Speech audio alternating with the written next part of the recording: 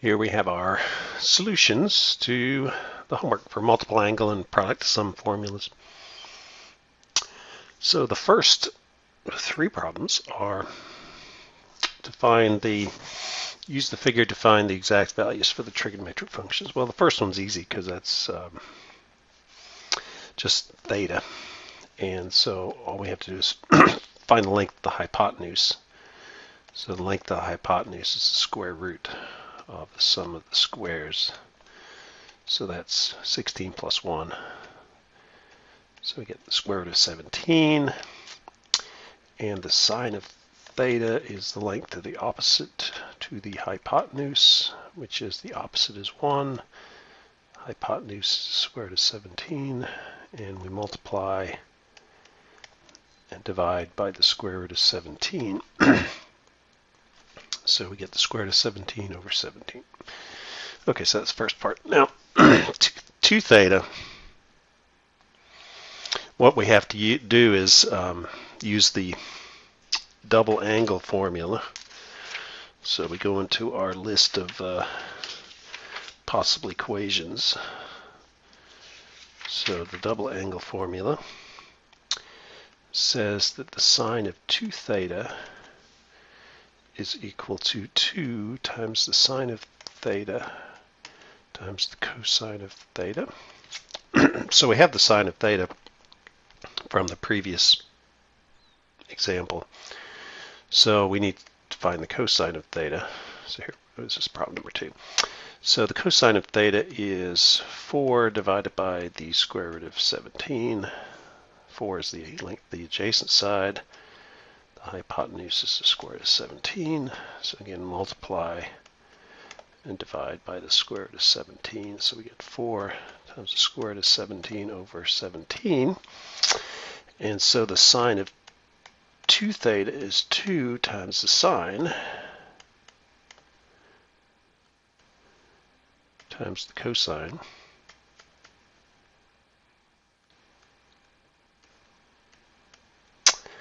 And then you can simplify things. So the square root of 17 times the square root of 17 is 17. So we can cancel the product of those two with that. And so we've got 8 17ths. So that's the sine of 2 theta. And the next one we have is the secant of 2 theta. So for 3, the secant of 2 theta is 1 over the cosine of 2 theta. So you see we're going to use one of the the secant equations. We've got 3 of them, so it doesn't really matter which one we use.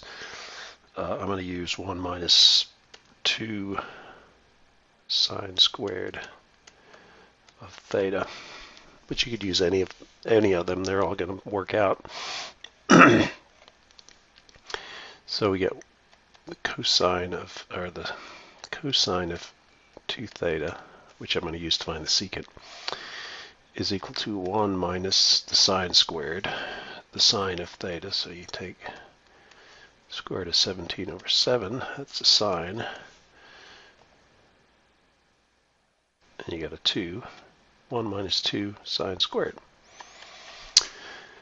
So we get 1 minus 2 times 17 squared. The square root of 17 squared is 17. And the square root of 17 squared. Well, I'm going to have to get my calculator here.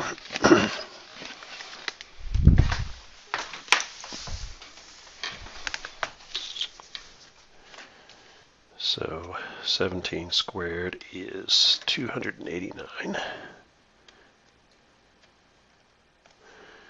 So that's 1 minus 34 divided by 289. And if we make that into an irrational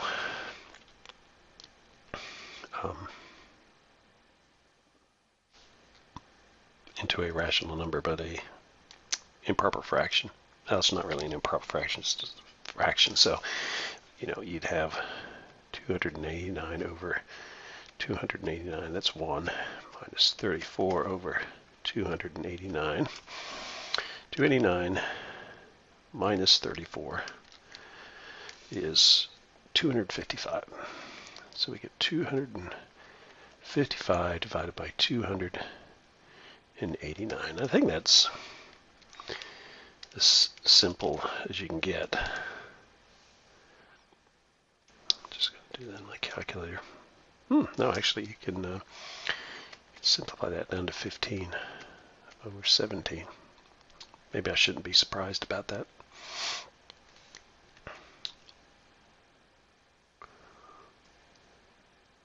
Yeah, I guess it doesn't surprise me because I've got 289 is 17 squared, I believe. Yeah, it is. So this I could have canceled this out. This would have been, so I'd have 2 over 17 here, and that'd be 17 seventeenths minus 2 seventeenths would be 15 seventeenths. Okay, so that's the cosine of 2 theta. So the secant of 2 theta is going to be 1 over 15 over 17. So we just take the reciprocal of that, we get 17 fifteenths. Now, I'm just going to prove this is all true by finding this angle. So what we could do is we could take the find theta, and all we'd have to do is use the arctangent or the inverse tangent of 1 over 4, because opposite over adjacent is tangent. Okay, so let me make sure I'm in degrees here. My calculator. Okay, so what we're going to do is we're going to take the inverse tangent of 1/4. And I get 14.036 degrees. So to answer the first question, I just could take that. I could take the sine of 14.036 degrees. So do that. The sine of the answer. And I get 0.2425, which I bet if we take the square root of 17 and divide by 17, we get 0.2425. Okay, so that first part's right. Now, the sine of 2 theta would be the sine of 14 point.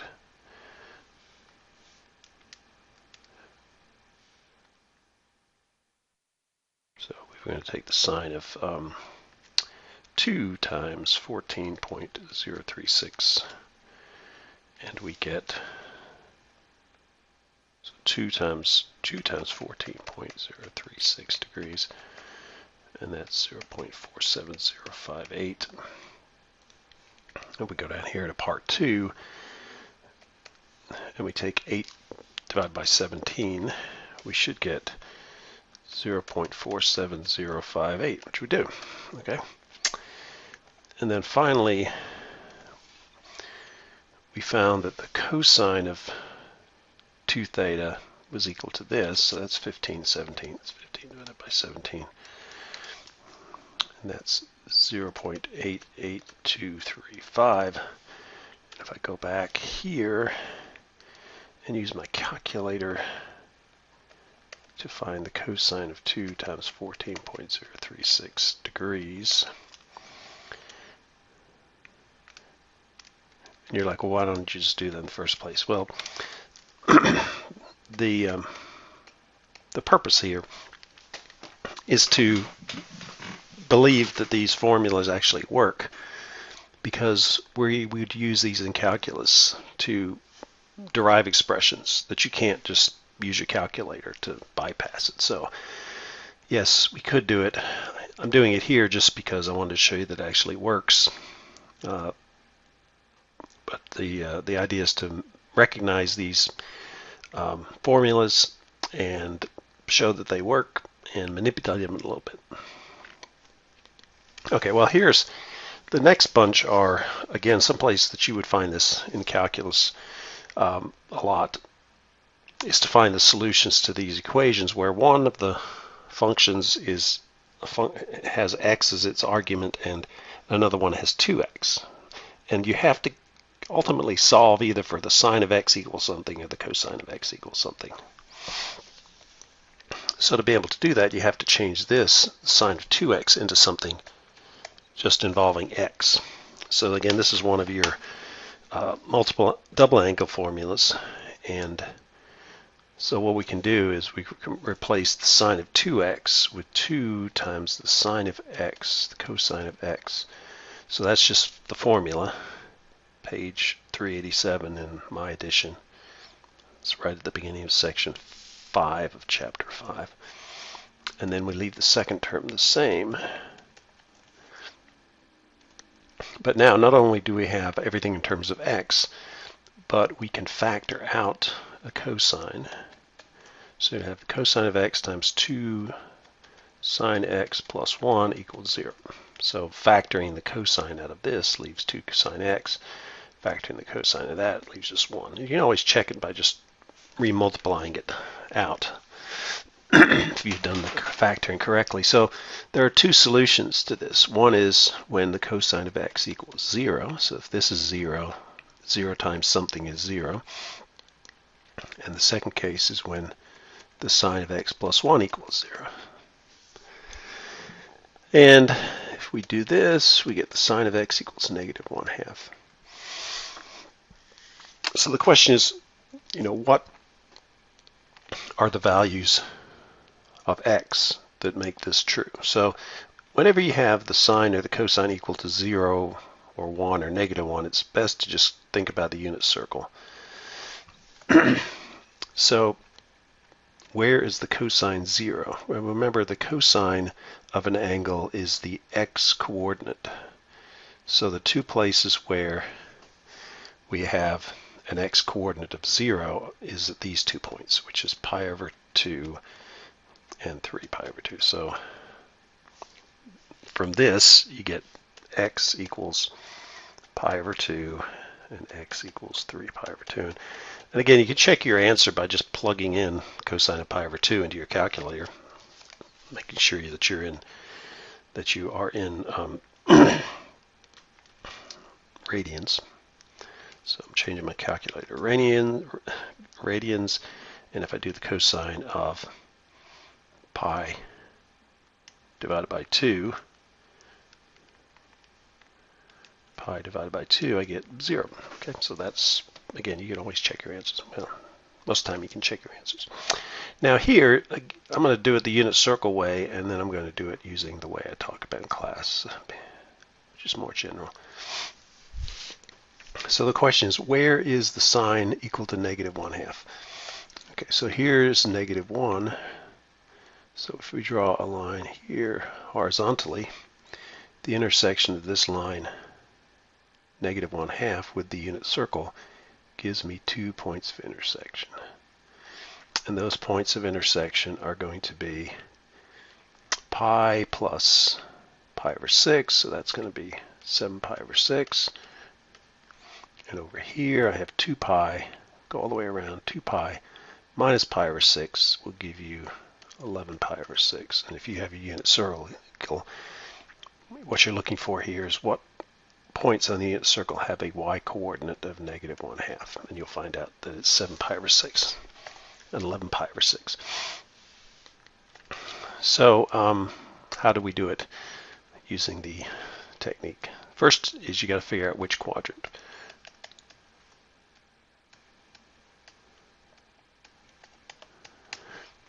All students take calculus. Okay, so you'll see I've got a negative sign here.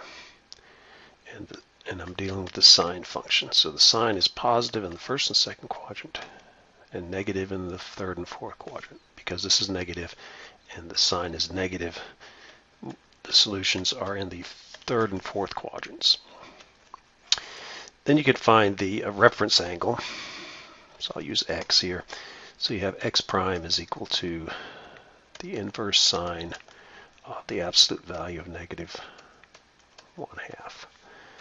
Make sure your calculator's in radians. To make the inverse sine of the absolute value of 1/2, which is negative 1/2, which is positive 1/2. And so we get 0.5236 radians. And if we take this number divided by pi, we get 0.166 pi, or pi over 6. Okay, so that's the reference angle. Step 3, we have the 4 equations. We only need to use the 2 that are associated with the quadrants. So the third quadrant solution is x is equal to pi plus the reference angle. So we get x is equal to pi plus pi over 6.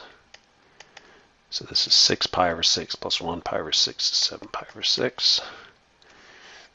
And my fourth quadrant solution is 2 pi minus the reference angle.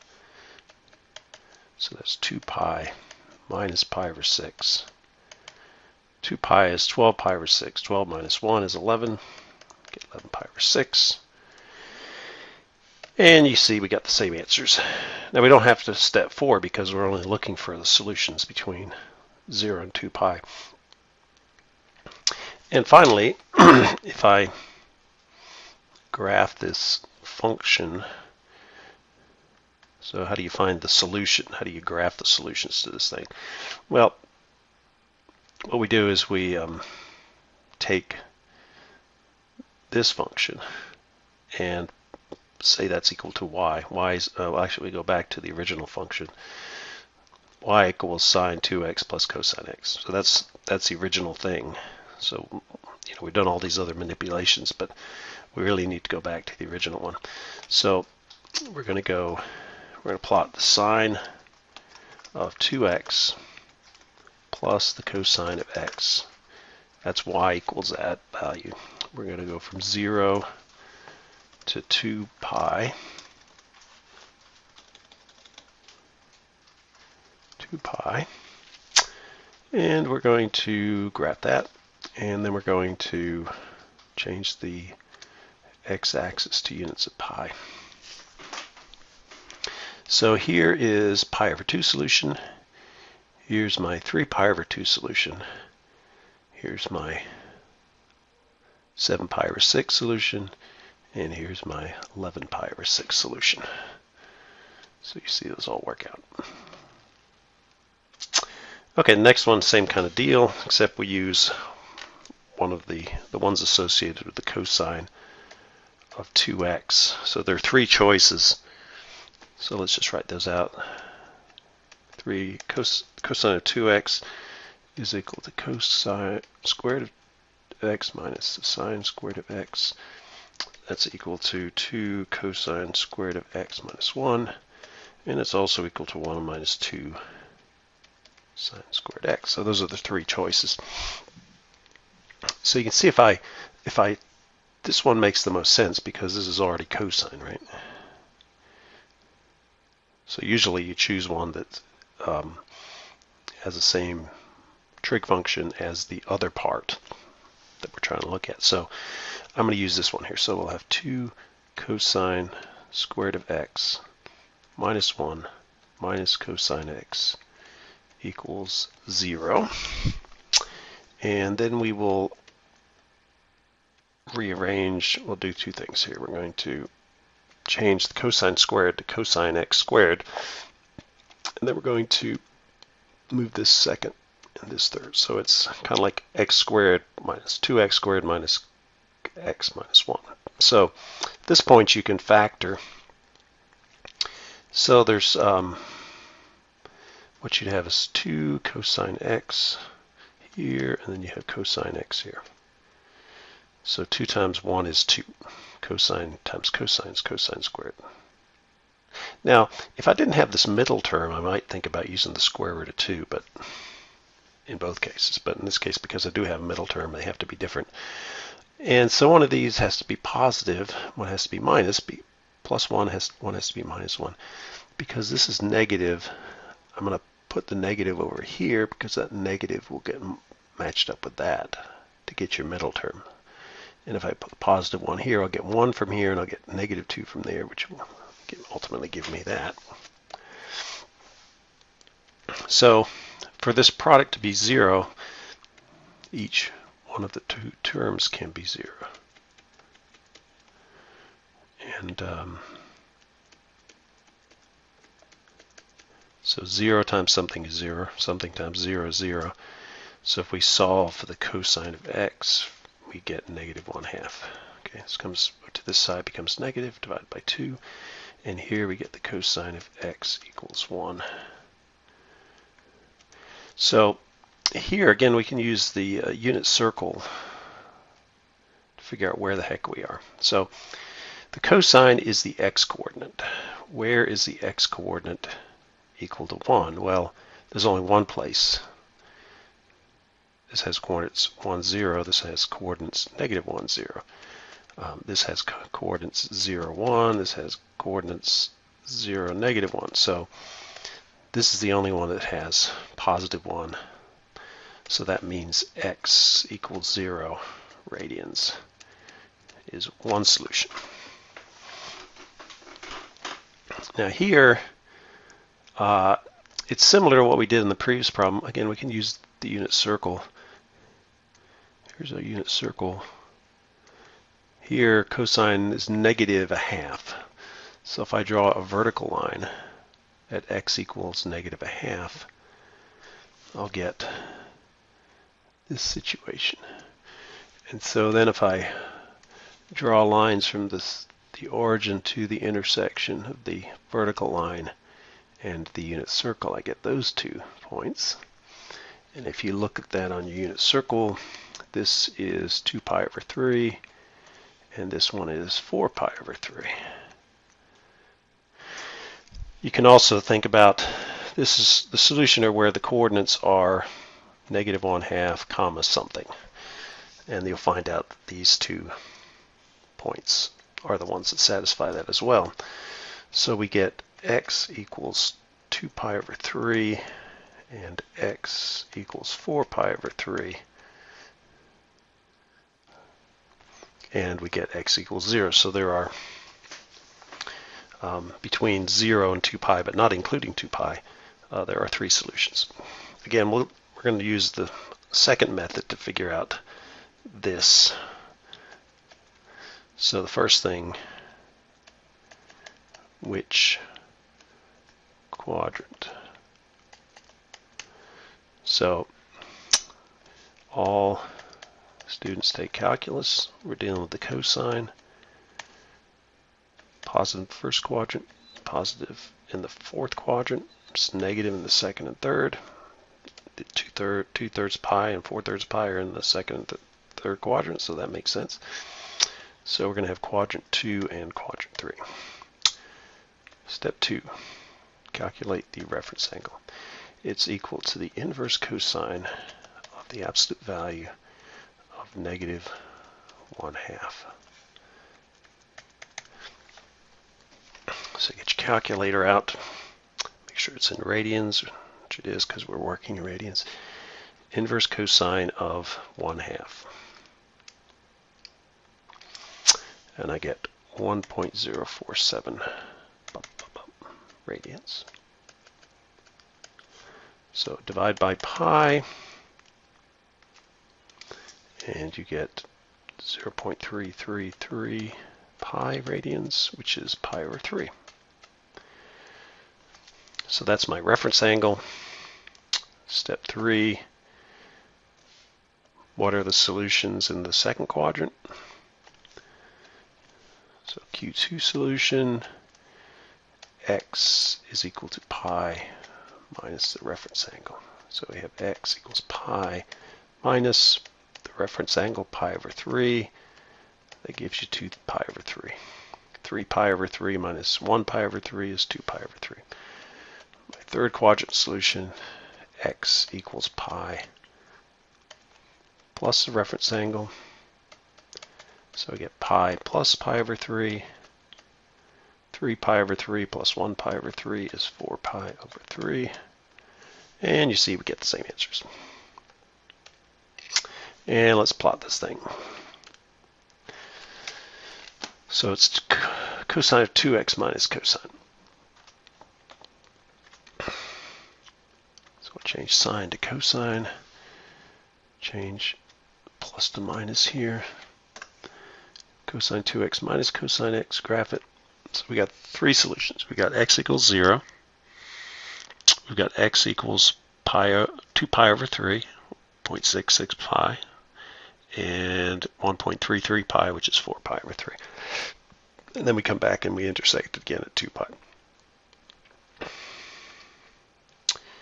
And the final one involves a tangent. So we've got to convert tangent of 2 theta. So let's do that. So let's write it down here. This is out of the book. Except I'm going to replace u with x. So we get tangent of 2x equals 2 tangent of x divided by 1 minus tangent squared of x.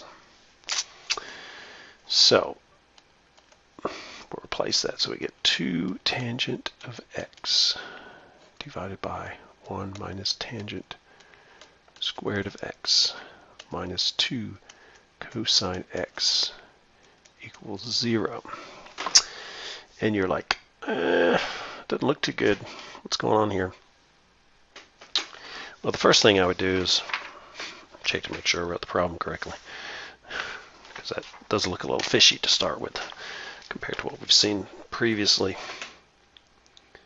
But that is not an error. That's fine. Okay. So that means we're going to have to do a little more work here. And probably the thing we'll do is we'll change everything into sine and cosines at some point. But what I'm going to do first is I'm going to move this to the right-hand side. Then I think I'm going to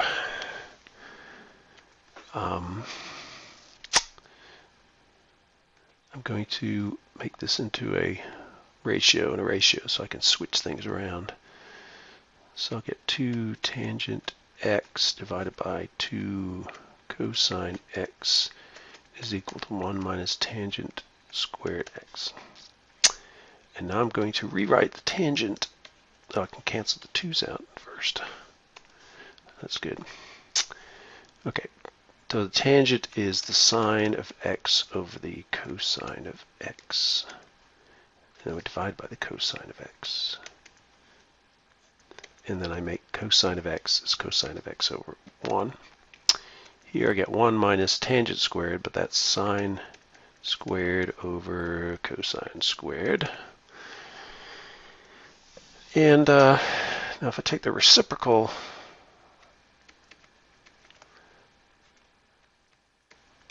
of the denominator, I'll get 1 over the cosine. 1 over the cosine. And over here, what I'm going to do is I'm going to find a common denominator, cosine squared. You can see kind of where I'm going. I'll have cosine squared here. I'll get cosine squared on both sides, and then I can set the numerators equal to each other. So this becomes cosine squared minus sine squared divided by cosine squared. So 1 is cosine over cosine. So then I can combine these two. And you can see I have cosine here and I have cosine squared there. So now I have sine x equals cosine squared x minus sine squared x. And I can use the Pythagorean identity here. Sine squared x plus cosine squared x equals 1. So cosine squared x equals 1 minus sine squared x. Plug that in for that, so you get sine x is equal to 1 minus sine squared x minus, so that's cosine squared x minus sine squared x again. So I get the sine of x equals 1 minus 2 sine squared x. Put everything on one side, so I'm going to move that over here. I'll get 2 sine x plus sine x, and then bring the 1 over, negative 1 equals 0. And then I can factor like I did in the previous problem. So I get 2 sine x here, and I get the sine of x here. And I need a plus, so that plus goes over here. So when I do outer, I get plus 2, and I put a negative, so I get negative 1 to give me the resulting answer. So now, for this product to be 0, each one of the factors has to be equal to 0.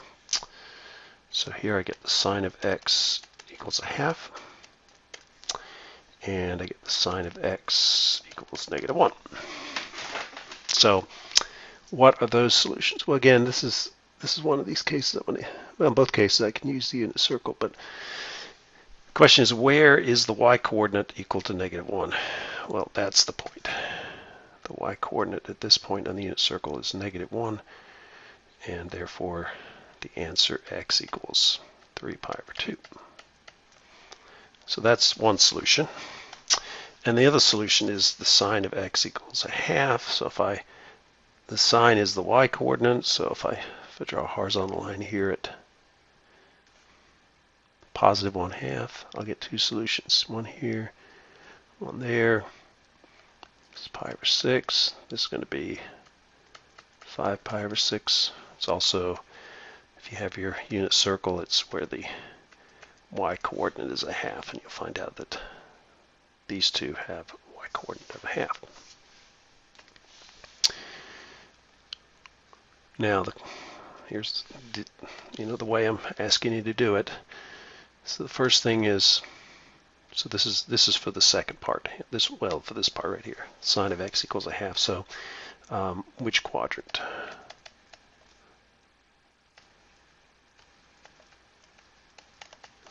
All students take calculus. The sign is positive in the first and second quadrant, negative in the third and fourth quadrants. Therefore, because this is positive, I have a quadrant 1 and a quadrant 2 solution. And you can see that's the case on the unit circle, quadrant 1, quadrant 2. Okay, then we find the reference angle. It's equal to the inverse sine of the absolute value of 1/2. Inverse sine of 1/2. So we get 0.5236 radians. And we're starting to remember these numbers now. This is, if you divide this by pi, you get 1/6, so we get pi over 6. If it's 1.04, then it's pi over 3. And then the other one would be pi over 4, which has a number, we haven't used that as often, but that would be 0.7853. Okay, so it's pi over 6. And then you say, okay, step 3, what quadrants did I specify in step 1? Quadrant 1, x equals x pi over 6. So in the first quadrant, the angle is the reference angle. And in the second quadrant, x is equal to pi minus the reference angle. So you get pi minus pi over 6, the reference angle. 6 pi over 6 minus 1 pi over 6 is 5 pi over 6. And that agrees with what we came up earlier using the unit circle. Okay, now we're going to plot this thing and go back all the way to the original equation. So it's the sine of 2x minus 2 cosine x.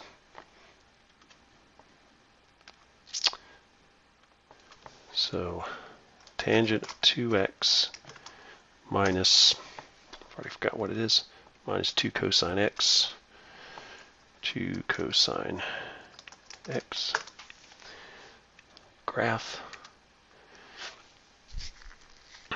And, it's an interesting little function. So let's just see what we have. Here's pi over 6. So I've got pi over 2. This is 2 pi, 5 pi over 6. This is 3 pi over 2. The question is what is going on there? And I think what's going on there is that the function actually doesn't exist there, but you couldn't tell from the graph. So let's think about that. If we go back to the original equation, and this is a pi over 2. That was the one that I didn't come up with. So if we take the tangent of 2 times pi over 2, that's the tangent of pi, which does exist, and the cosine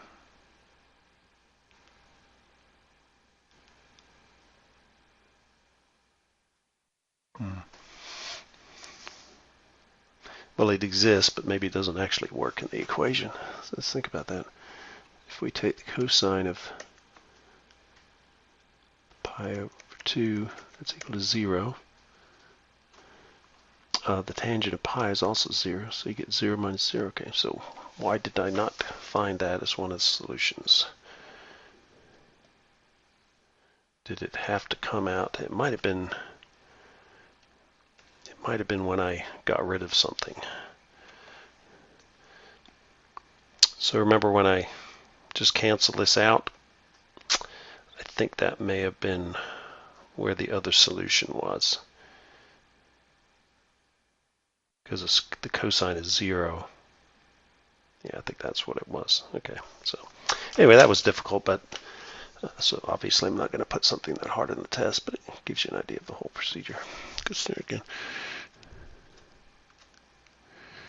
Okay, so those were, now we're going to use the double angle formula to go the opposite direction. So we have the one that says that the sine of 2x is equal to 2 times the cosine of x, sine of x, or actually the other way around. So you can rewrite this as you take this number and divide by 2, so it'd be 3 times the sine of 2x. So I'm just going the opposite direction. Instead of going this way, which I've done before, now I go the other way. Now here, I think probably going to multiply this thing out, so you get cosine squared x. The inner and outer cancel out, and then you have minus sine squared x. And if you go to your double angle formula, that is equal to the cosine of 2x. So multiply it out, recognize this as one of the double angle formulas, but going from the opposite way. Okay, find the exact values of sine of 2u, cosine of 2u, and tangent of 2u using the double angle formulas. So, and it's between pi over 2 and pi. That means this is a second quadrant solution. So what that restricted domain means is that all students take calculus. Okay, so in the second quadrant, you got the sine, the cosine, and the tangent. So in the second quadrant, the sine is positive. Therefore, the other two have to be negative. So you can see the cosine is negative, but we know that the sine has to be positive. So if we drew this triangle, it's kind of like going back to the first couple of problems. We're going to generate a triangle, but we do have to reflect this sine later on. So let's call that u. The cosine is the adjacent over the hypotenuse. And then if you solve for the other side, it's going to be 3 squared minus 2 squared, which is 9 minus 4. So that's equal to the square root of 5. So 2 squared plus 5 squared equals 3 squared. So I can find the from all that, I can find the sine of u. The sine of u is going to be positive, and it's going to be the opposite over the hypotenuse. And the tangent of u is going to be the opposite over adjacent, but it's going to be negative because it's in the second quadrant. So you get negative the square root of 5 over 2. So that's the sine, tangent, and We already know the cosine given originally in the problem is negative 2/3. Now, the formulas, the double angle formulas, are good for any quadrant, doesn't matter, so we don't have to worry about that. So the sine of 2u is going to be equal to 2 times the sine of u cosine of u, and we have both of those, so the sine of u is square root of 5 over 3, and the cosine is negative 2/3.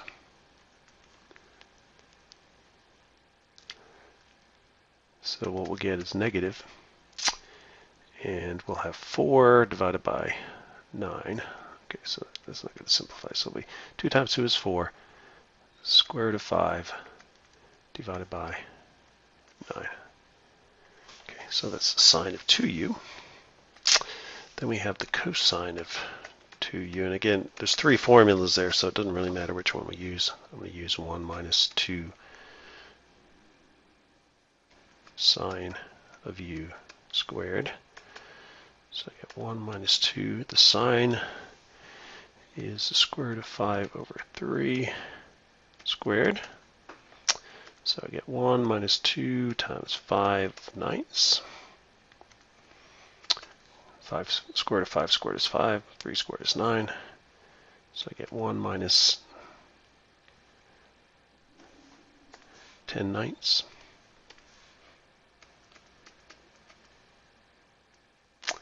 which is negative 1/9.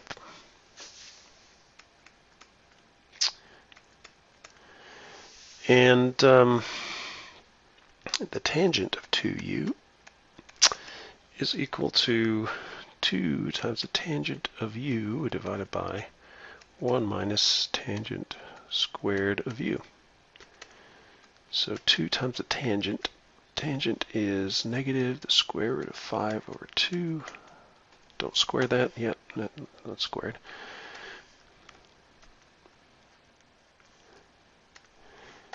And so that divided by 1 minus tangent squared. So the 2's cancel out. So I get negative the square root of 5 divided by 1 minus. So the negatives, when it's squared, it goes to positive. Square root of 5 squared is 5. 2 squared is 4. So I get negative the square root of 5 over. So 1 minus 5/4 is going to be negative 1/4. And if I take the reciprocal of that, I'll get 4. So I get 4 times the square root of 5. The negatives cancel out. So now I'm going to prove this actually works. So what we'll do is, if we take the inverse cosine, so what we're going to do is we're going to find out what u is.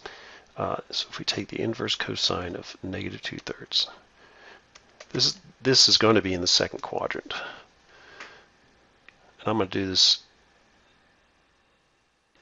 I was going to say, do I do it in degrees or radians? It doesn't really matter. I'm doing it in radians. Okay, so we're going to do the inverse cosine of negative 2/3. And that gives me 2.30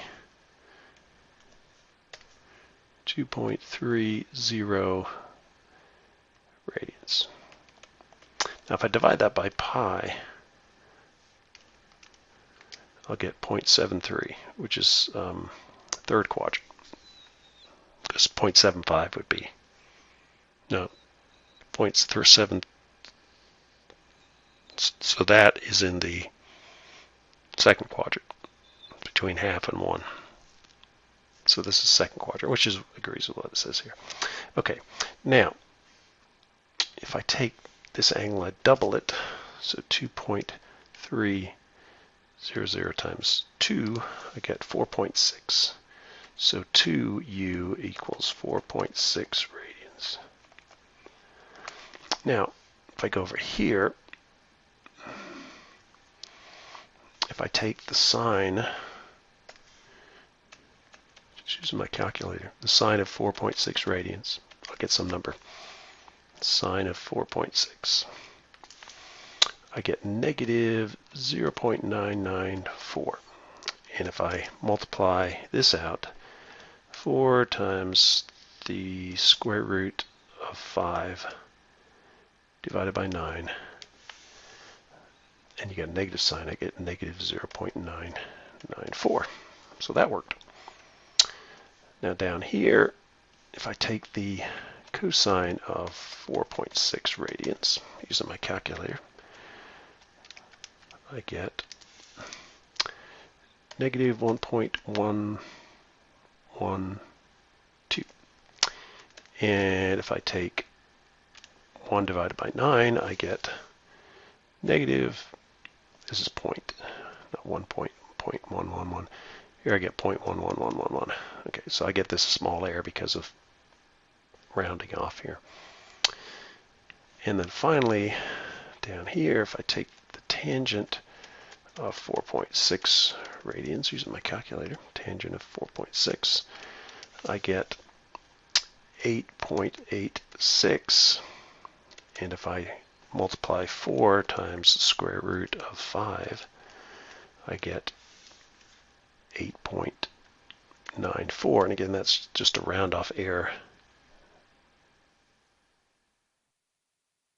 in the calculator. Okay, so it did work, believe it or not. Now I'm not going to do all of them that way, but okay. So the second problem, let me erase all this extra stuff I got in here.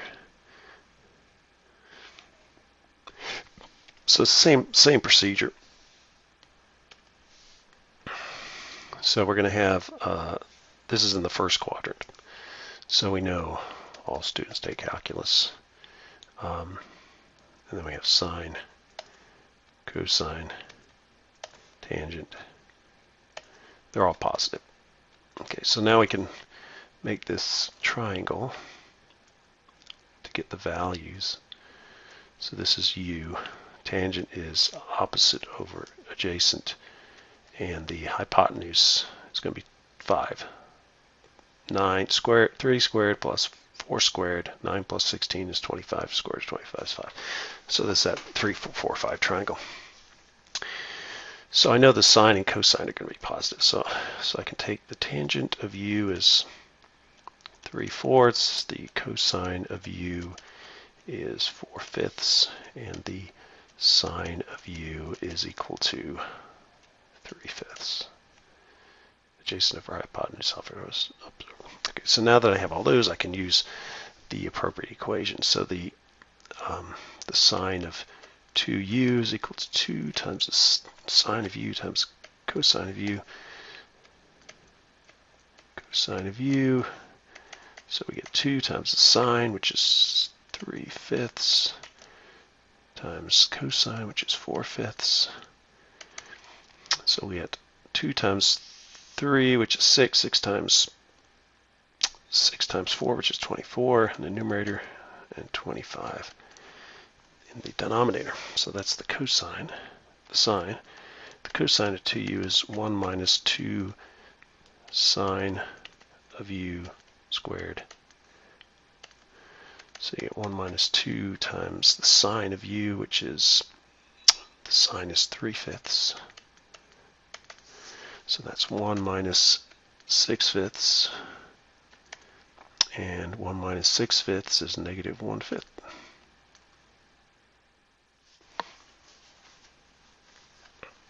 And if you think about it, if this is in the first quadrant, probably 2u is in the second quadrant. It has to be in the second quadrant because the first quadrant is between 0 and 90, so double that has to be in the second quadrant. And in the second quadrant, the sine's positive and the cosine's negative. So.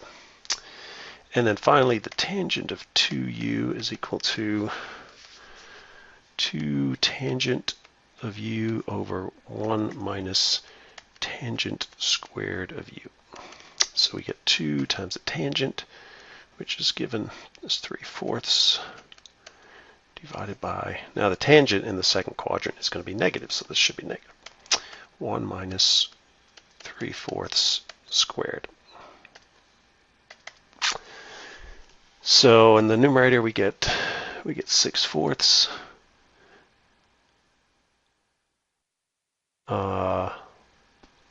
Yeah, I'm already seeing a problem there. Why is that? Because I think I'm going to end up with a positive number, and that should not happen.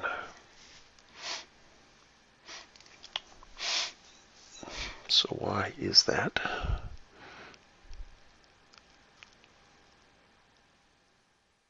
Well, no, this.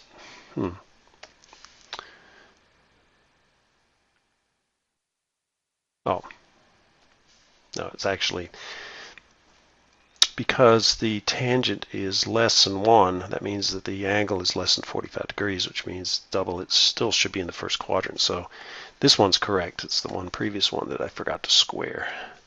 So see, these little thoughts help me out ultimately because they can catch errors. So what I have is 1 minus this. So I've got 3 squared, which is 9. 9 times 2 is 18.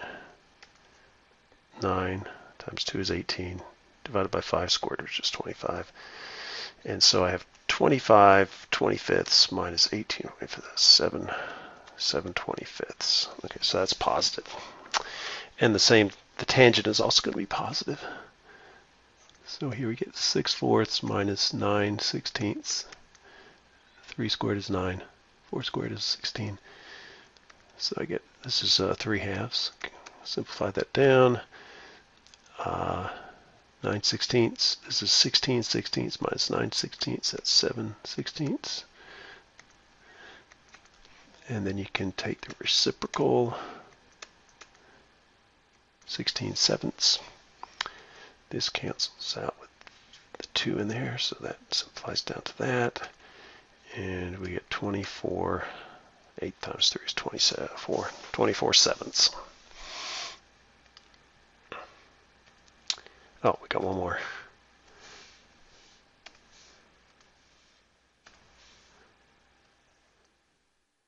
So this is in the second quadrant again, between pi over 2 and pi. And what we can do is just say that this cosine is 1 over the secant. So we get that as negative 2/5 instead of negative 5/2. And again, this is going to be the second quadrant. So that's this column, sine, cosine, tangent. So the sine is positive, the cosine is negative, the tangent is negative. We draw our triangle, which is use positive lengths. This is theta. And you're like, this is in the second quadrant, but no, because I'm making everything positive here, I can basically solve it in the first quadrant, which gives me a right triangle. So the cosine is the adjacent over the hypotenuse, and the opposite is going to be equal to the square root of 5 squared minus 2 squared, which equals the square root of 21. 25 minus 4. Okay, so that's that. So now we can get the other two functions. The sine of u, sine is positive, so that's going to be the opposite over the hypotenuse. The tangent is going to be the opposite over the adjacent, but because it's in the second quadrant, it's going to be negative. And now we just use the same formulas that we've used in the previous one. So we've got sine of 2u is 2 sine of u cosine of u. So we get 2 times the sine, which is square root of 21 over 5, times cosine of u, which is negative 2 over 5. So the negative comes out. 2 times 2 is 4. 4 times the square root of 21 over 5 times 5, which is 25. Okay, so that's sine of 2u. The cosine of 2u is equal to 1 minus. Have I using the right? Have I ever been using the right equation here? Yeah, 2.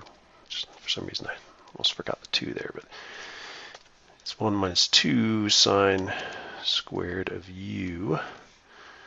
So I get 1 minus 2. The sine is the square root of 21 over 5, and that's squared. So 21 square root of 21 squared is 21.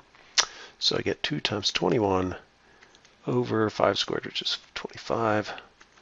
So I get 1 minus 42 over 25, which is 25 minus 42, which is negative 17. So you get negative 17 over 25. So that's cosine, and the tangent is 1, 2 times the tangent of u over 1 minus tangent squared of u. So we get 2 times the tangent, which is this one, minus the square root of 21 over 2 divided by 1 minus the tangent squared. So numerator, these cancel out. So I get negative the square root of 21, and in the denominator I get 1 minus from here. You square the minus here, it gets plus, and so you end up with the square root of 21 over 4. Square root of 21 squared is 21.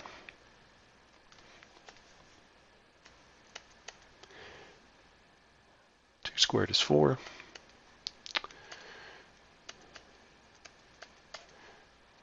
So 1 minus 21 fourths. So 1 is 4 fourths. 4 minus 21 is negative 17. Negative 17 fourths. And then you take the reciprocal. You can see the negatives cancel out. And take the reciprocal and multiply it. You'll get 4 times the square root of 21 over 17. So that's the tangent. Okay, so those are all the double angle formulas. The next one, it wants you to use the power reducing formulas to rewrite these out, and this is something we do in calculus to be able to integrate something. So there are 2 power reducing formulas depending upon whether you're talking about the sine or the cosine. And so here they are. Sine squared of u equals 1 minus cosine of 2u over 2. And then you have cosine squared of u equals 1 plus cosine of 2u over 2. So what we're going to do is we're going to replace cosine to the 4th with cosine squared times cosine squared.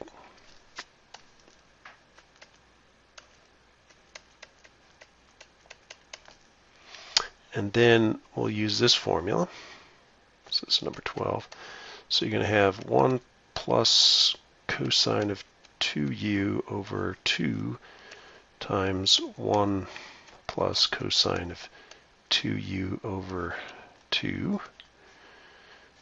And I'm just going to multiply the denominators out. 2 times 2 is 4, so you get 1/4. And then you use FOIL here, so you'll get 1 times 1 is 1. And then you'll get plus 2 cosine of 2u, because you get 1 each from the outer and the inner, plus the cosine of 2u squared. That's last. So there you get. So this is cosine squared, this is cosine squared. Multiply them out. Now what you end up with is this additional thing squared again. So this is so we can leave the first two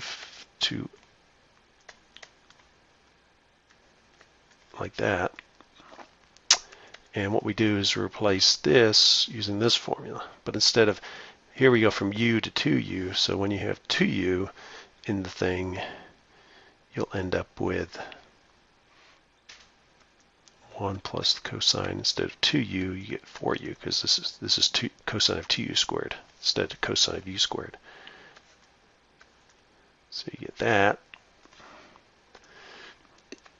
And you can see I've got 1 plus a half, so you get 3 halves.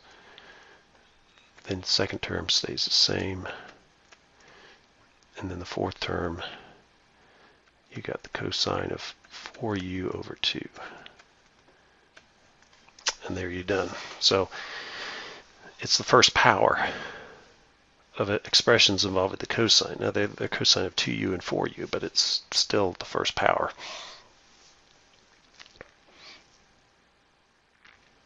And I'm just looking through here to make sure that's right. I think it's right. And 13 is the same kind of situation. So we're going to use these two formulas again. I'm just going to move this stuff out of the way.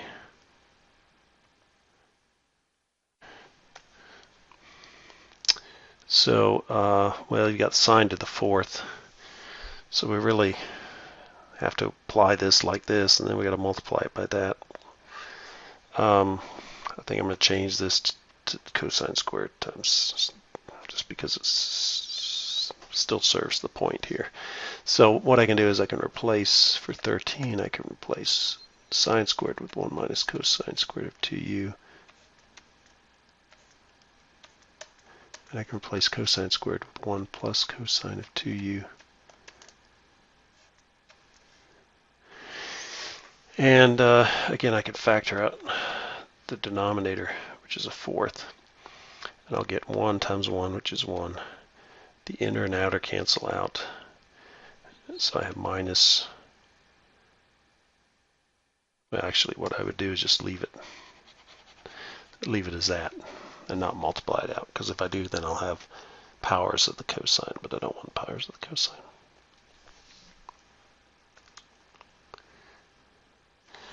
Okay, so this is kind of like the first problem, except instead of using the double angle formulas, we use the half angle formulas. So let's find those. Next thing, half angle formulas.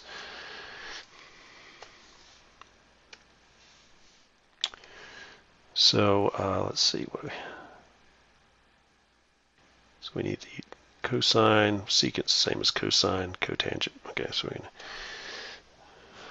let's just write these out. The sine of theta over 2 is equal to plus or minus the square root of 1 minus cosine of theta over 2. Cosine of theta over 2 equals plus or minus the square root 1 plus the cosine of theta. Whole thing square root here. Divided by 2.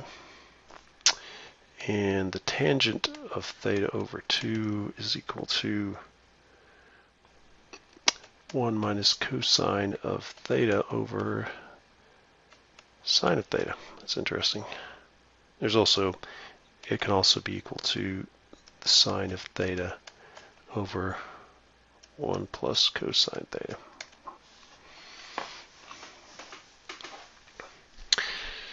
So we're given the opposite and the adjacent. So using the Pythagorean theorem, if we take 15 squared and we add 8 squared, we get 289, and we take the square root of that, and you'll get that the hypotenuse is 17. So from that, we know that the cosine of theta we know is 15 seventeenths. We know the sine of theta is 8 seventeenths, and we know the tangent of theta is 8 fifteenths. Just using adjacent over hypotenuse, opposites over hypotenuse, opposites over adjacent.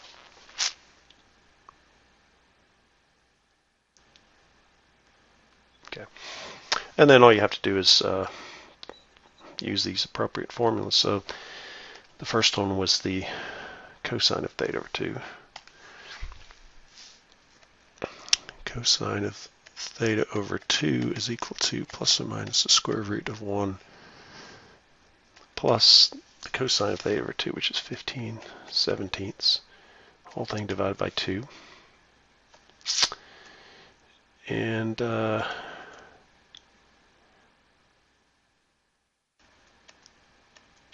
now, because theta is in the first quadrant, theta over 2 is going to be in the first quadrant, so we're going to use the plus square root here. You have to make some decision about the plus and minus, and that depends upon what your original angle is and what quadrant half of the original angle gets you into. Okay, so then we have here, if we combine these two together, we'll have 17/17 plus 15/17, that's 32/17. And we divide by 2. So then we can take the reciprocal of that, and we'll get 32/34. So the cosine of theta over 2 is the square root of 32/34. You can simplify that because they're both divisible by 2, so you get 16/17.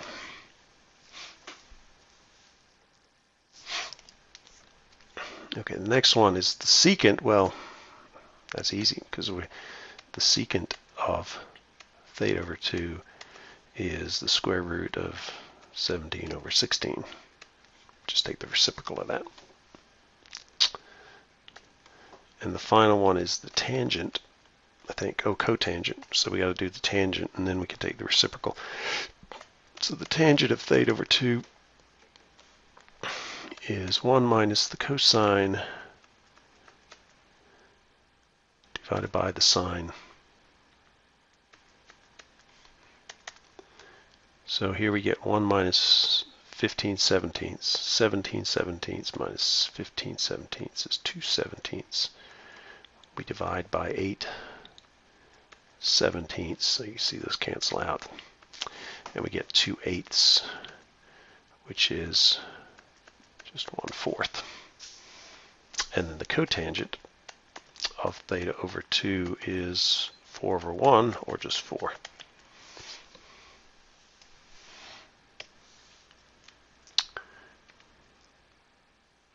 Okay, so here are the half angle formulas to determine the exact values of these functions. So if theta over 2 is equal to 165 degrees, then theta has to be double that. So what is double? 165 times 2 is 330. Likewise here, theta over 2 equals pi over 8. So theta equals pi over 4. And here, theta over 2 equals 7 pi over 12. So that becomes theta is 7 pi over 6. And all of those are things that we know the trig function values for. So let's do 17. So the sine of 300 degrees is, if you unit circle, it's going to be, I'm just thinking through this, 330 is out here. So the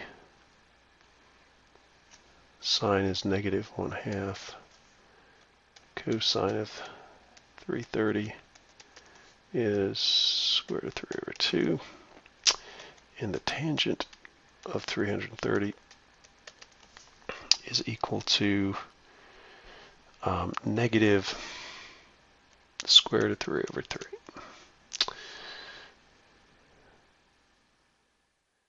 So to find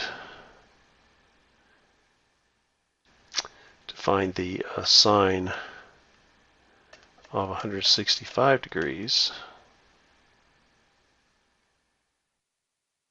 which is theta over 2, it's going to be equal to, looking at my formulas here, the sine is going to be plus or minus the square root of 1 minus the cosine of 330 degrees divided by 2. Now, 330 degrees is here, 165 is somewhere over here. It's in the second quadrant. So I know that the sign is positive in the second quadrant, so I'm going to take the plus the square root. So I get 1 minus the cosine, which is the square root of 3 over 2, whole thing divided by 2. And I'm just going to plug it in there and see what it is in my calculator. So I'm going to have 1 minus the square root of 3 divided by 2. So it gives me 0.13397 divided by 2. Take the square root. And the answer I get is plus 0.2588. And if I just plug it into my calculator, I make sure it's in degrees.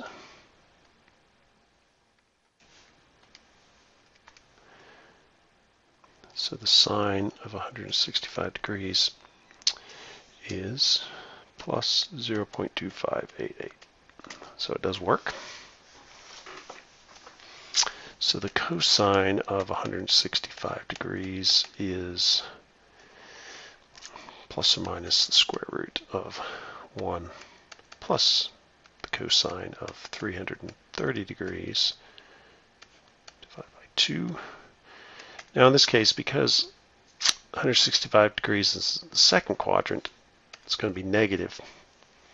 So I get negative the square root of 1 plus the square root of 3 over 2 divided by 2. So 1 plus the square root of 3 divided by 2 is 1.866 divided by 2, 0.933. Take the square root, and I get minus 0.9659. And if I use my calculator to double check my result, the cosine of 165 degrees is negative 0.9659. Ta-da! Okay, and then finally, the tangent of 165 degrees is equal to, using the first one, is 1 minus the cosine of 330 divided by the sine of 330. In this case, it's going to work out without me worrying about the signs. So I get 1 minus the square root of 3 over 2 divided by negative 1/2. Right? Is that right? Up here somewhere I did it. Negative 1/2, yep. So again, if I plug that in my calculator, 1 minus the square root of 3 divided by 2 is 0.1339 divided by negative 0.5. And I'll get negative 0.2679. And if I use my calculator to check my result, tangent of 165 degrees is negative 0.2679. Okay, pretty neat. So the next two are the same way. We just got to change our calculator when we do our checking to radians. And how many more problems do we have here? Wow. That's a lot of problems.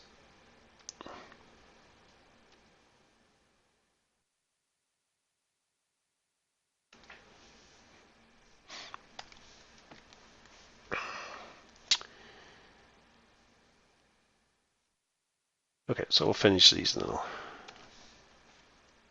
think about what I'm doing. Okay, so what we can say is the sine of pi over 8 is equal to plus or minus the square root 1 minus the cosine pi over 4 divided by 2. Now pi over 8 is in the first quadrant, so that means this is going to be positive. So we get, and the cosine of pi over 4 is equal to the square root of 2 over 2. So 1 minus the square root of 2 divided by 2 is 0.2926, or 2929, divided by 2. Take the square root, and I get 0.3827. So that's the sine of pi over 8. Sine of pi over 6 is a half, so it's at least in the right direction. Now if I use my calculator to do the sine of pi over 8, I have to change my mode here to radians. So I've got the sine of pi divided by 8, and I get 0.3827. The cosine of pi over 8 is plus or minus the square root of 1 plus the cosine of pi over 4 divided by 2. Again, because I'm in the first quadrant, I'm going to use the plus. So I take 1 plus the cosine of pi over 4, which is the square root of 2 over 2. So I get 1.707 divided by 2, 0.853, take the square root of that, and I get 0.9239. And then if I use my calculator to check my result, the cosine of pi divided by 8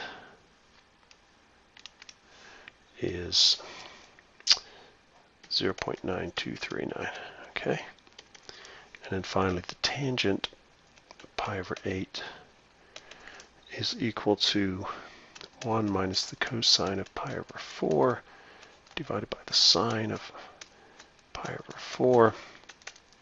So I get 1 minus the square root of 2 over 2 divided by the square root of 2 over 2. So 1 minus the square root of 2 divided by 2 is 0.2929 divided by 2 divided by the square root of 2 divided by 2.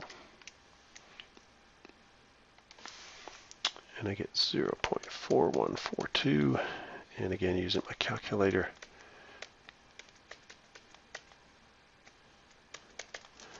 tangent of pi divided by 8 is 0.4142. Check. And then the final one here is, I can say that the sine of 7 pi over 12 is equal to plus or minus the square root of 1 minus the cosine of 7 pi over 6 divided by 2. 7 pi over 12 is in the second quadrant, but if you take half of that, well, yeah, so this is 7 pi over 12. 6 pi over 12 would be pi over 2. So this is the second quadrant. So in the second quadrant, the sign is positive. Let's do the same calculus. In the second quadrant, the sign is positive. The cosine, the tangent are negative. So this one is positive. So it's going to be plus the square root of 1 minus the cosine of 7 pi over 6. And again, use your unit circle. 7 pi over 6 is right here. So the cosine is negative the square root of 3 over 2 divided by 2. So you get 1 minus a minus, so you get 1 plus the square root of 3 divided by 2, which is 1.866. Divide by 2, take the square root, you get 0.9659. And if I use my calculator, sine 7 pi over 12,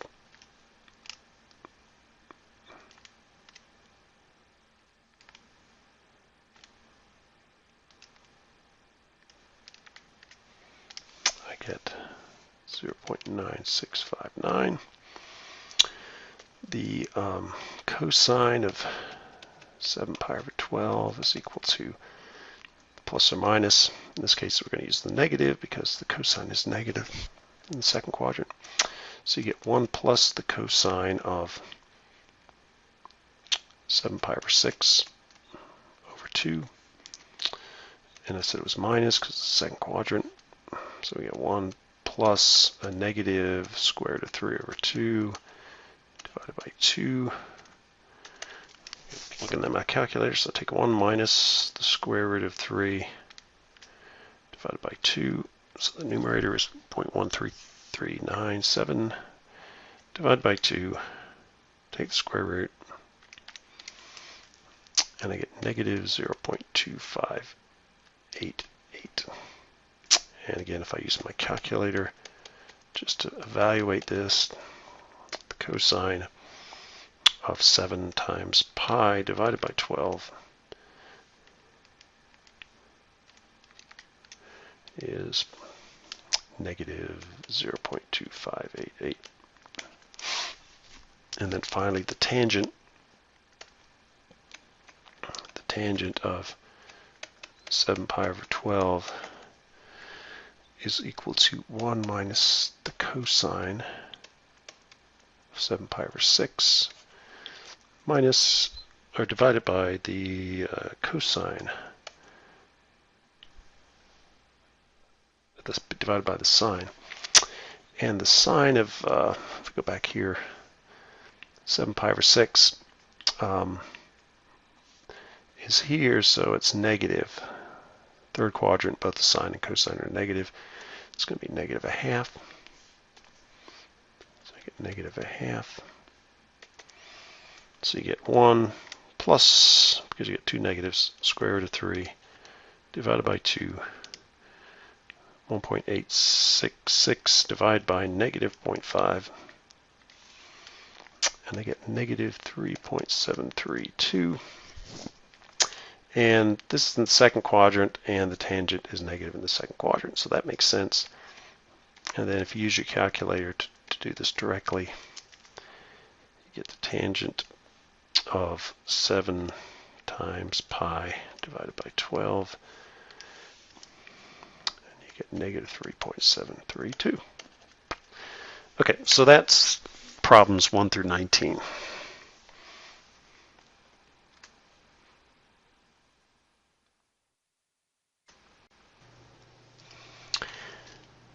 Okay, we have another one of these where we're given the sine of u and we want to figure out what u over 2 is. Sine of u over 2, cosine of u over 2, tangent of u over 2. And in this case, u is somewhere in the second quadrant. So u over 2 is going to be somewhere in the first quadrant. But we have to use the values, the appropriate signs of the other trig functions for the angle u. So let's just kind of figure out what's going on here. So it says the sine of u is 15/13. So remember the y coordinate is the one associated with the sine, so that's 5. And because we're in the second quadrant, it's positive, and then the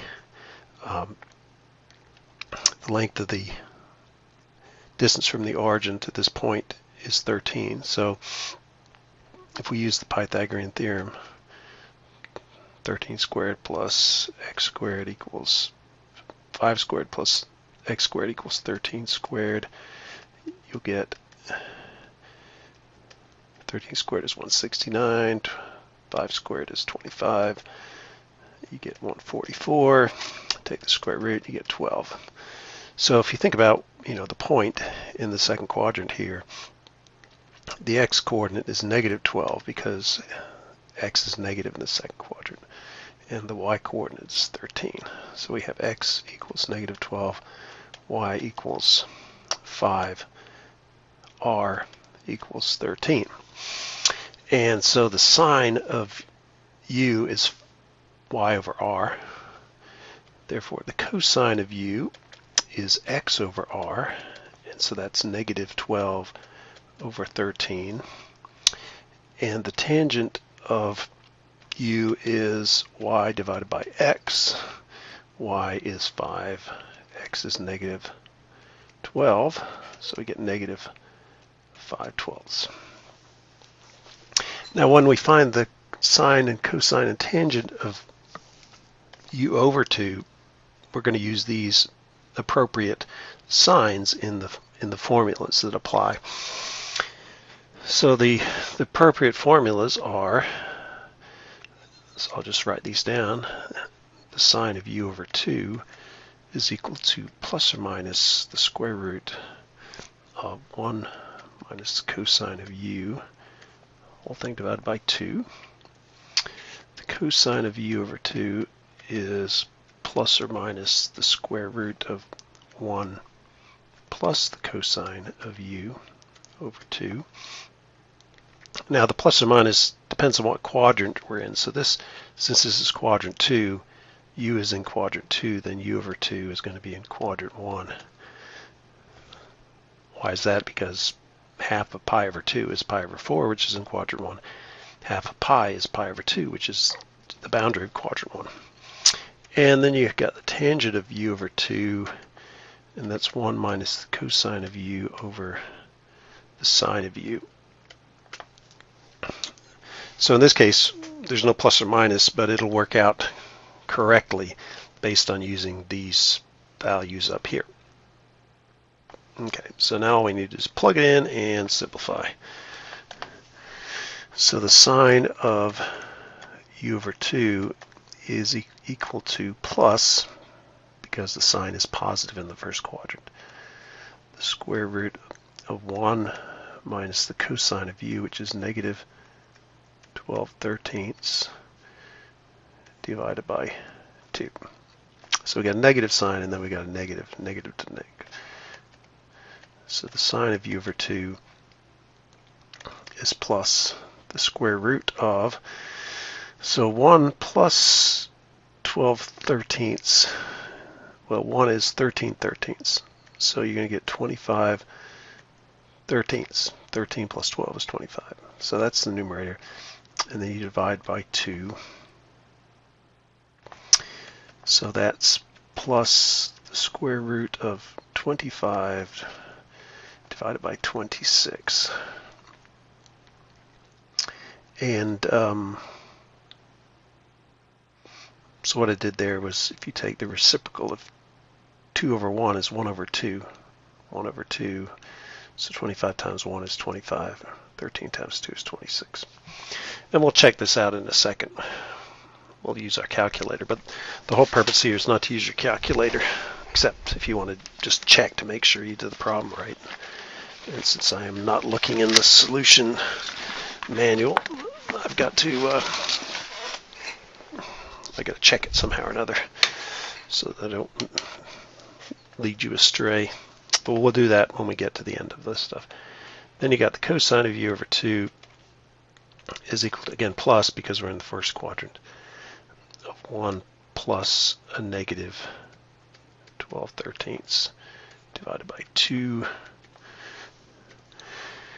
So that's 1/13 minus 12/13, that's 1/13. And what I've done is change 2 in the denominator to 2 divided by 1. So when you take the reciprocal of that, you'll get the square root of 126. And again, it's plus. And then the tangent of u over 2 is equal to 1 minus the cosine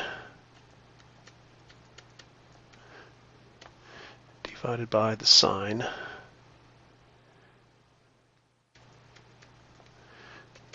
So you get 1 plus 12/13. So that's the 25/13. 13/13 plus 12/13 divided by 5/13. And if you take the reciprocal, 13ths cancel out. 25 divided by 5 is 5. So the tangent of u over 2 is 5. Okay, so now we're going to just go back here and use our calculator to figure out what's going on. So the original thing was the sine of u was 5/13, right? Where is it? 5/13. Okay. So what you would do here is you take the inverse sine of 5/13, and that would give you, we'll do it in degrees. So if you take the inverse sine of 5/13, you'll get 22.6 degrees. But this is in the second quadrant, so the actual angle, I'll call it theta, is going to be that number 180 minus that number, because that number is kind of like the reference angle. So I get 157.4 degrees. So that's u, based on the fact it's in the second quadrant. When I take the inverse sine, it gives me the first quadrant solution, which is the reference angle. So to get the second quadrant solution, I take 180 minus the reference angle to get that. Okay, so that's theta. Now, if I figure out what u over 2 is, it's going to be the same as theta over 2, so I divide by 2, and I'll get u over 2 is 78.7 degrees. And if I take the sine of 78.7 degrees, make sure my calculator's in degrees, which it is. So if I take the sine of 78.2 degrees, I get 0.979. And if I take the square root of 25 divided by 26, I get 0.981. And this is just due to round off error somewhere or another. And likewise here, if I take the cosine of 78, oh, it's because I wrote the number wrong in here, 78.7. I did 78.2 in my calculator, 78.7, so maybe it's not so much round off error. So here you get 0.981, which is the same as I get using the analytical technique. And the cosine of 78.7 degrees, using my calculator, cosine of 78.7 is 0.196. And if I take the square root of 1/26, I get 0.196, which are the same. And then finally, if I take the inverse tangent of, not the inverse tangent, take the tangent of 78.7 degrees, I get 5. So the tangent of 78.7 degrees is equal to 5, and I don't have to take the square root of anything, because that. So you see it all worked out. It does work. But this is using the identities. Now in reality, you would just use your calculator to do this, but the point is that these formulas are accurate. They do work. Okay, next one. The secant of u is equal to -7/2. Therefore, the cosine of u is -2/7. Again, u is between pi over 2 and pi, so u over 2 is going to be between 0 and pi over 2, just like the previous problem. Notice the cosine is negative. So if I were to plot that, I'd have -2 for my x, that's my numerator, and I'd have a radius of 7. So this would be -2, this would be 7. So if you find the So if you find out the y coordinate, corresponding y coordinate, you'd use the Pythagorean theorem. So you'd have 2 squared plus y squared equals 7 squared. Y squared equals 49 minus 4. 7 squared is 49. 2 squared is 4. So you get 45. Or y equals the square root of 45. So we have the coordinate -2 comma square root of 45. So that's x and y, and my r is 7. Square root of 45 squared is 45. 2 squared is 4. 45 plus 44 is 49. Square root of 49 is 7. Okay, so we know, so as a consequence, we know that the sine of u is going to be the opposite over the hypotenuse, and the tangent, or it's going to be y over r, and tangent is y over x, so y is the square root of 45 divided by -2. So that's the tangent.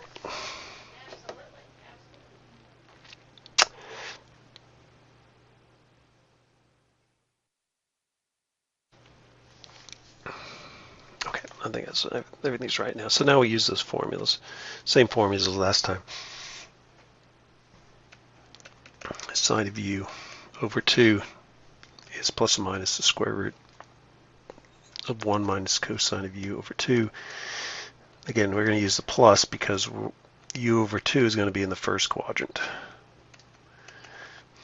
And we have the square root of 1 minus the cosine.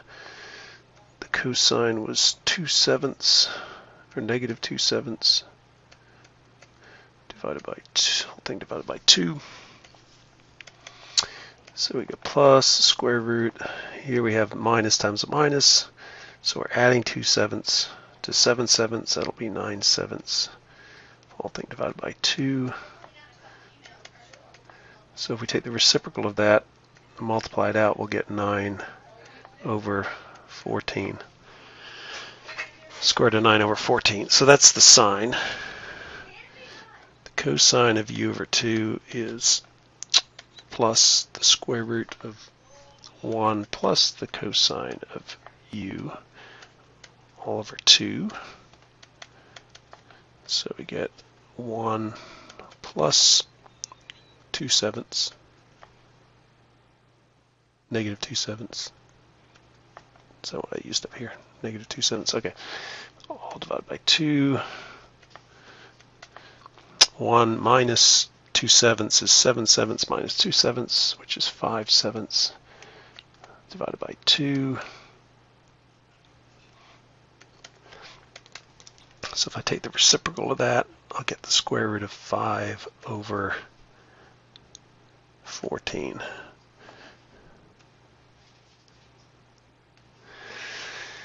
And I could rationalize these. If I multiplied and divided by the square root of 14, what I would end up with is, if I take 9 times 14, that's 90 plus 36, 126. So it's the square root of 126 over 14. And down here, do the same thing. Multiply these two together, you get 50, 70. So you'd have the square root of 70 over 14. What I'm doing is multiplying and dividing by the square root of 14. The square root of 5 times the square root of 14 is square root of 70. Square root of 14 times the square root of 14 is 14. And then the last one here, tangent of u over 2 is 1 minus cosine of u divided by the sine of u. In our case, the cosine was -2/7. The sine was square root of 45 over 7. So we got 1 plus 2/7. That's 9/7. 7/7 plus 2/7 divided by the square root of 45 over 7.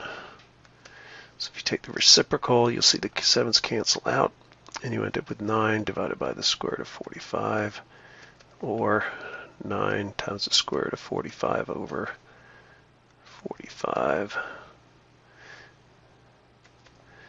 And you can simplify that down a little further, because 45 you can divide by 9. So you'd end up with the square root of 45 over 5. So again, we're going to check our answers here. So because the cosine, the inverse cosine is valid in the second quadrant, we can just use the inverse cosine here. We don't have to worry about reference angle. So if you take the inverse cosine of negative 2/7, you'll get u equals 106.6 degrees. So that's the inverse cosine of negative 2/7 in degrees. So u over 2 is, you divide that by 2 and you get 53.3 degrees. So if we come down here and we take the sine of 53.3 degrees, sine of 53.3 degrees is 0.802, and if I take the square root of 126 divided by 14, I'll get 0.802. Then to the next one, if I take the cosine of 53.3 degrees in my calculator, 53.3, I get 0.598. And if I take the square root of 76 divided by 14, square root of 70, not 76, I get 0.598. So that means my answer is correct. And then here I take the tangent of 53.3 degrees, use my calculator, and I get 1.34. And if I take the square root of 45 and divide by 5, I get 1.34. So that's success.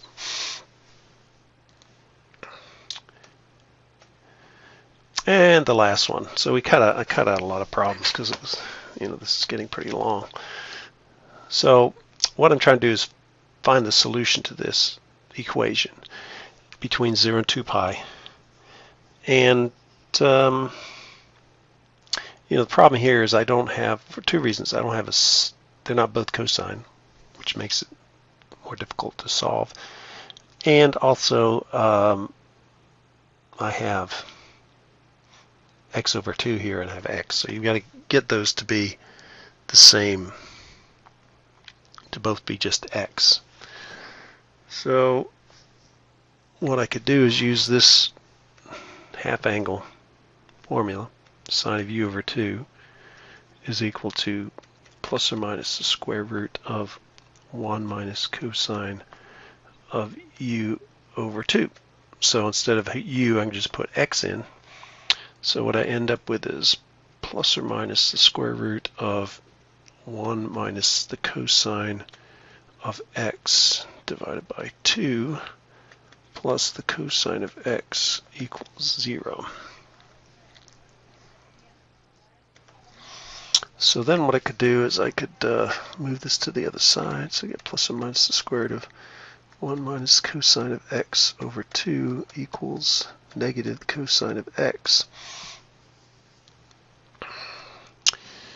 And if I square both sides, I'll get 1 minus cosine x over 2 is equal to cosine squared of x. So negative cosine x squared is, the negatives cancel out. Negative times negative, and you get cosine.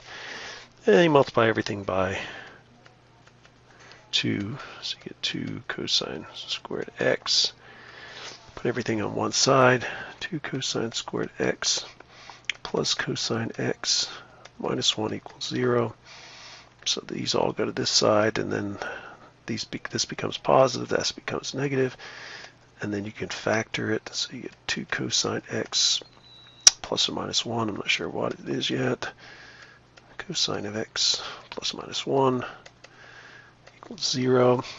And I need a positive here, so that looks like the right choice. You get plus 2 minus 1 gives you plus 1. So then you have the two solutions are when the cosine of x minus 1 equals 0. And if you solve for the cosine of x, you get 1/2. And here the other one is the cosine of x plus 1 equals 0, or the cosine of x equals -1. So for this one, x is equal to pi. Because if you think about a unit circle, when x equals -1 is right here, and that's a pi. Now the cosine of x being 1/2, what's that going to be? We could find the reference angle, but we're just using this to demonstrate it. So here's cosine of x is 1/2, so that's right there on your unit circle. And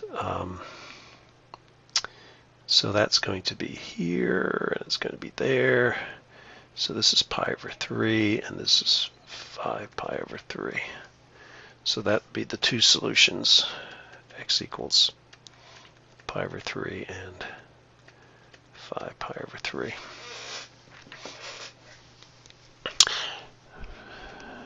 Now one of the questions here is, here I squared something, and did I lose some information? So that's why I think let's verify it first and see if we need to rethink this. So I'm going to grab my graphing program somewhere here. Actually, let's minimize that. Bring that up.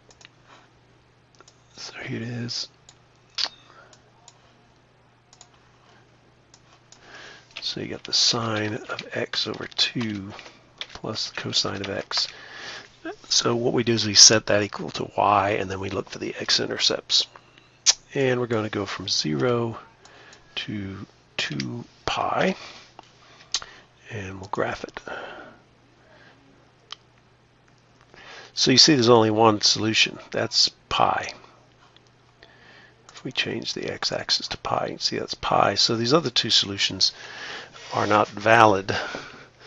And I think that's because there's something involved in this process here, taking the square root, squaring something. And I think we introduced two solutions that are not really there. So,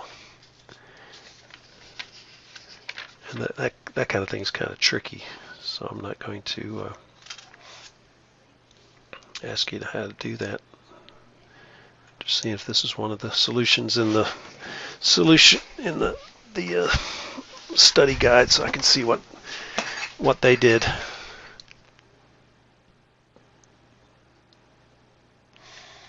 So this is chapter 5, section 5, problem 59.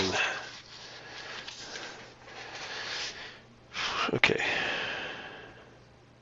So they got the same things I did. It says by checking these values in the original equation, we see that pi over 3 and 5 pi over 3 are extraneous, and pi over x equals pi is the only solution. So what that's saying is that you can analytically find solutions, but unless you go back and actually check them out to make sure they are valid solutions, then you're missing out on the whole thing. So just because you get a solution, in this case we got 3 solutions, but if we go back and plug in the 2 solutions that apparently didn't work, which were pi over 3, so let's just show you what that means. So if you take the sine of pi over 3 over 2 plus the cosine of pi over 3 equals 0, so you get the sine of pi over 6 plus the cosine of pi over 3, and again on the unit circle, the sine of pi over 6 is going to be 1/2,